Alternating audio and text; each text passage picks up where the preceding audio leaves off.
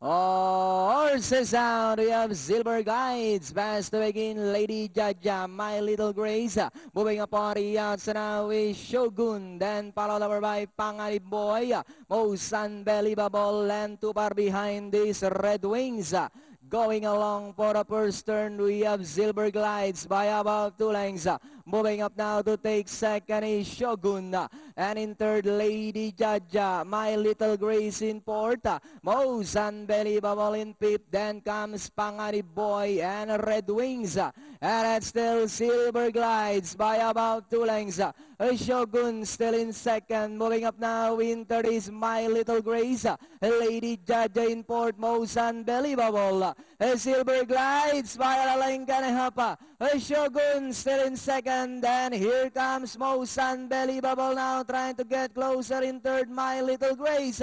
And still Silver Glides by about 2 lengths. Shogun still in second. Moving up now in third. As they come down is Most Unbelievable. Silver Glides still in front. Shogun moving up Most Unbelievable. But it's still Silver Glides by about 2.5 lengths.